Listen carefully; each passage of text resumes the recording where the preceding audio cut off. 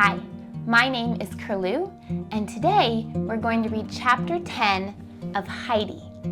Let's get started. Chapter 10, Grandmama's Visit.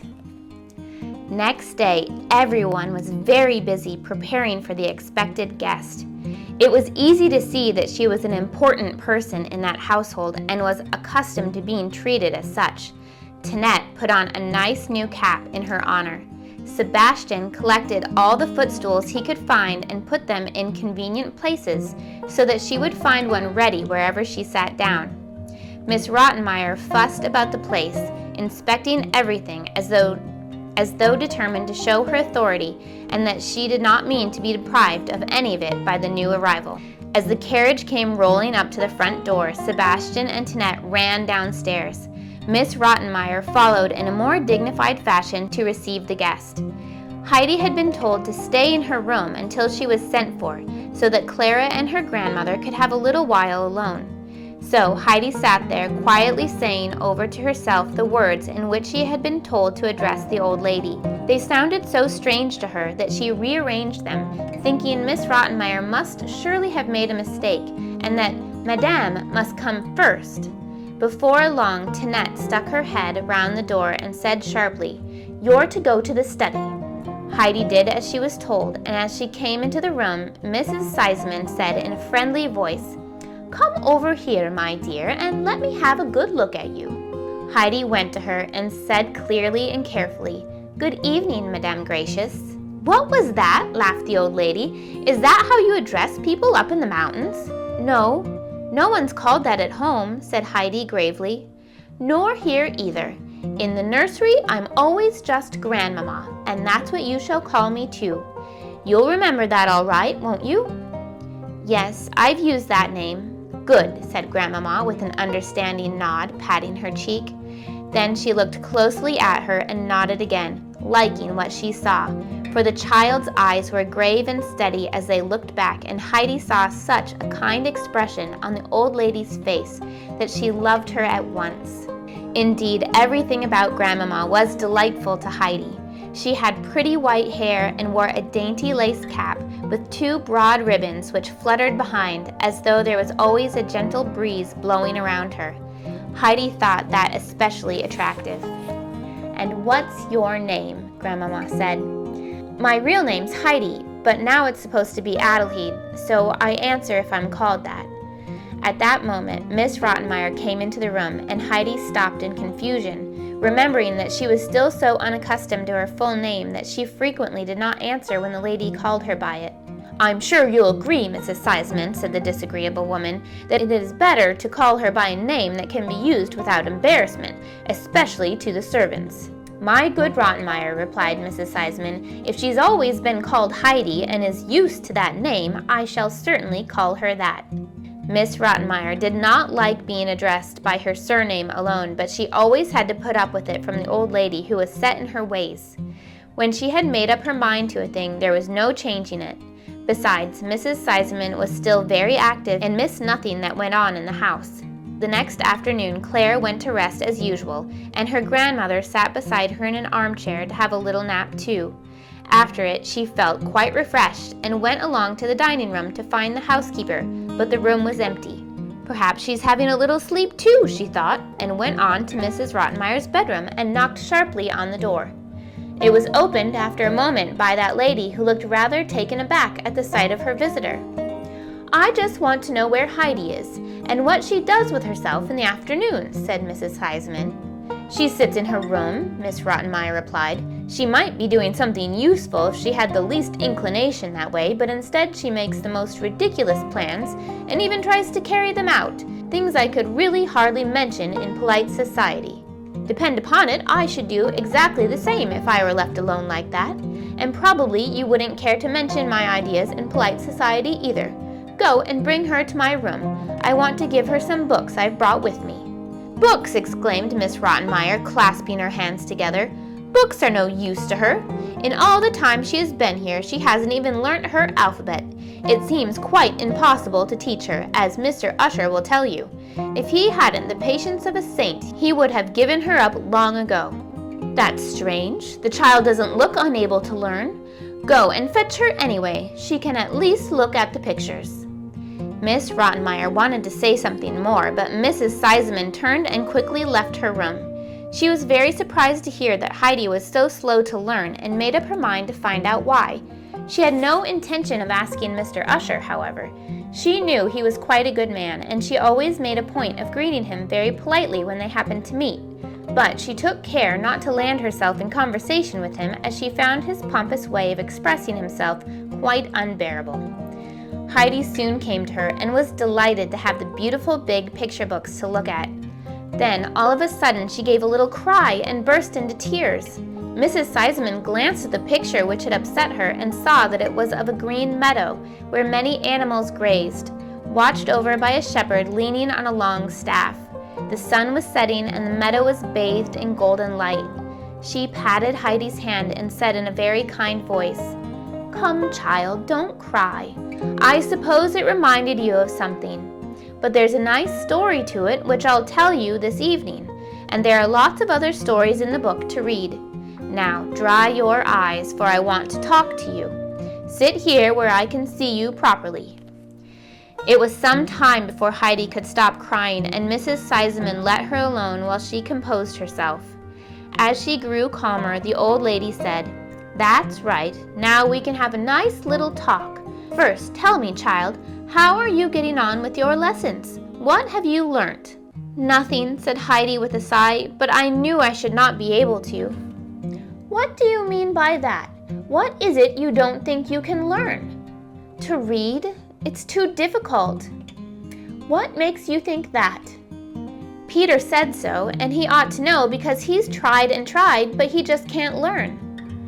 "He must be a very odd boy then, but you mustn't simply take his word for it. You must try hard for yourself. I don't think you can have paid proper attention to Mr. Usher's lessons." "It's no use," said Heidi in a hopeless tone. "Now listen to me, Heidi. You never learned to read because you believed what Peter told you. Now you must believe what I say, that in a little while you will be able to read quite well, as most children do, being on the whole like you and not like Peter. And as soon as you can read, you shall have the book with the picture of the shepherd in the meadow for your very own. And then you will be able to read the story for yourself and find out what happens to him and his animals. You'd like that, wouldn't you?" Heidi had been listening eagerly with shining eyes. Then she sighed and exclaimed, "I wish I could read now." "It won't take you long, I'm sure," Grandmama told her. "Now we must go and see Clara. Let's take the books with us." And hand in hand they went to the study. A change had come over Heidi since the day she had tried to go home and Miss Rottenmeier had given her such a scolding. She now understood that in spite of what Diti had told her, she could not go away when she wanted to, and that she would have to stay in Frankfurt for a long time, perhaps forever. She believed that Mr. Seisman would think her very ungrateful if she said she wanted to go away, and probably Grandmama and Clara would think the same if they knew. So she dared not tell anyone how she felt, but went about mournfully with a heavy heart. She had begun to lose her appetite and grew quite pale. When she was alone in her quiet room at night, she often lay awake for hours, thinking of home and the mountains. And when she fell asleep at last, it was to dream of them so vividly that she woke in the morning expecting to run joyfully down the ladder from the loft, and found herself, after all, still in the big bed in Frankfurt, so far away. The disappointment of that awakening often made her cry miserably, burying her face in her pillow so that no one should hear. Grandmama saw her unhappiness but said nothing for a few days, waiting to see if it would pass. When there was no improvement, and she had noticed traces of tears on the little face on several mornings, she took Heidi into her room and asked very kindly what the matter was and why she was so sad. Heidi was afraid of vexing her if she told her the truth and answered, "I can't tell you." "Can't? Could you tell Clara then?" "Oh no, I can't tell anyone," said Heidi so sadly that the old lady's heart ached for her. "Listen to me," she said. "If we're in trouble and can't tell any ordinary person, why, there is always God whom we can tell. And if we ask him to help us, he always will. Do you understand? You do pray to God every night, don't you? Thank Him for all the good things and to ask Him to protect you from harm?" "No, I don't," was the reply. "Never." "Haven't you been taught to pray, Heidi? Don't you know how?" "I used to pray with my own grandmother, but that's a long, long time ago. I've almost forgotten about it." "Ah, and when you are sad and have no one to turn to for help, can't you see what a comfort it is to tell God all about it, knowing that He will help? Believe me, He always finds some way of making us happy again." Heidi's eyes brightened. "May I tell Him everything, really everything?" she asked. "Yes, everything." Heidi slipped her hand out of the old lady's. "May I go now?" she asked. "Of course, child." She ran to her own room, sat down on her stool, and folded her hands. Then she poured out all of her troubles to God and begged Him to help her get home to her grandfather. One morning, about a week later, Mr. Usher asked if he might speak to Mrs. Seisman on an important matter. He was invited to her room, where she received him in her usual friendly way. "Come in and sit down, Mr. Usher," she said. "I am pleased to see you. What is it you want to speak to me about? No complaints, I hope." "On the contrary, madame," he replied. "Something has come to pass which I have long given up hoping for. Indeed, I think no one who knew the facts would have expected it. Yet, here it is. The impossible has happened." "Are you going to tell me that little Heidi has learnt to read at last?" asked Mrs. Seisman. The young man opened his eyes very wide. "Why, that you should suggest such a possibility, madame, is almost as surprising as the fact itself. Up till now, in spite of all my efforts, she seemed quite unable to learn even the letters, and I had reluctantly come to the conclusion that she would have to be left to try to learn them in her own way without any further help from me. Now she has mastered them almost overnight, as it were, and can read, and more correctly than most beginners. It really is remarkable." "There are many strange things in this life," agreed Mrs. Seisman, well pleased. "Perhaps this time there was a new desire to learn. In any case, let us be thankful the child has got thus far, and let us hope she will continue to make progress." She then went with the tutor to the door, and as he went downstairs, hurried to the study to find out for herself about this good news. She found Heidi reading aloud to Clara and quite excited at the new world which had been opened to her, as the black letters on the page came alive and turned into stories about all kinds of people and things. That evening at supper, Heidi found the big picture book beside her place. She looked brightly at Grandmama, who nodded and said, "Yes, it's yours now." "Forever and ever, even when I go home?" asked Heidi, flushing with pleasure. "Yes, of course, and tomorrow we'll start to read it." "But you won't be going home, Heidi, not for ages," put in Clara. "Grandmama will be leaving soon, and then I shall need you more than ever." Before going to sleep that night, Heidi had a good look at her lovely book, and thereafter reading was her greatest delight. Sometimes in the evening, Grandmama would say, "Now Heidi shall read to us," and that made her very proud. She seemed to understand the stories better when she read them aloud, and Grandmama was always ready with any explanation that was necessary. Her favorite story, which she constantly reread, was about the shepherd whose picture had brought the tears to her eyes when she first saw it. Now she knew that it showed him happily tending his father's sheep and goats in sunny meadows like those on the mountain. In the next picture, he had left his good home and was minding a stranger's pigs in a foreign land.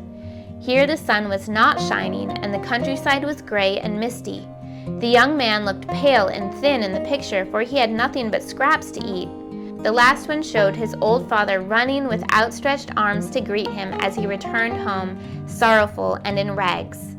With so many nice stories to read and pictures to look at, the days of Grandmama's visit passed happily, but all too quickly. That's the end of Chapter 10. Stay tuned for Chapter 11.